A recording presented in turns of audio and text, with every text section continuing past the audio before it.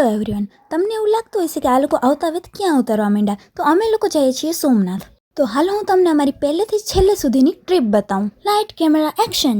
સવારના પૂરમાં 8:30 વાગ્યામાં અમે લોકો બેસી ગયા હતા રિક્ષામાં રેલવે સ્ટેશન જવા માટે. માંડ રેલવે સ્ટેશન પહોંચ્યા પછી ખબર પડી કે ટ્રેન તો અડધી કલાક લેટ હતી.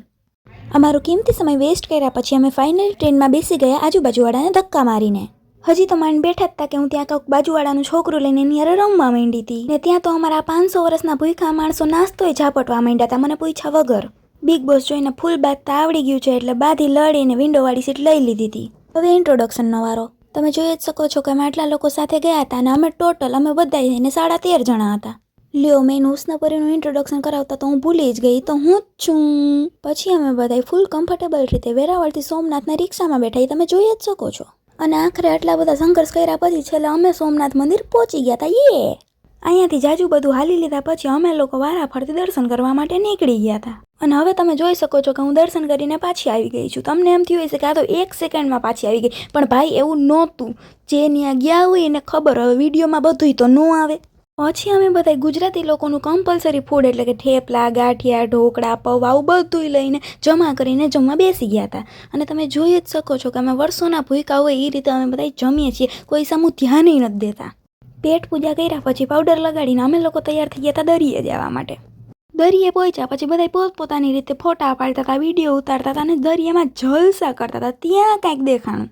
આ બે લોકોએ પ્રૂવ કરી દીધું છે કે ગુજરાતી લોકો ગમે ત્યાં ગરબા રમી શકે છે. હજી તો માંડોલા લોકોએ ગરબાનું પતાવ્યું ત્યાં બે ધૂળના ઢગલા બનાવવા મંડી જ પડ્યા હતા. બધાને કાંઈક લખવાતા તો વળી મને મન થયું. આટલી વારમાં તો મને નવું મન થઈ ગયું કે ઘોડામાં જ બેસવું છે. હવે ઘોડોય મને 1 મિનિટ ને 52 સેકન્ડમાં તો ઘરે પાછો મૂકીને વયો ગયો. બોલો, બધા વિડીયો ઉતારતા હતા તો અમે કેમ રહી જાય ભાઈ. પછી આ 8 અજુબાને એમ મન થયું કે હાથ પકડીને વિડીયો ઉતારો, તો એ લોકોની ઈચ્છા મેં પૂરી કરતી હતી. બોલો, જાજો બધો ટાઈમ દરિયામાં ફરી લીધા પછી હવે ટાઈમ હતો ઘરે પાછો જવાનો, એટલે જો હું પાછા પગે આલું. રીલનો શોખ તો જો મને. ટ્રેનમાં નીચે જગ્યા ન મળવાને કારણે અમે બધા ઉપર ગોઠવાઈ ગયા.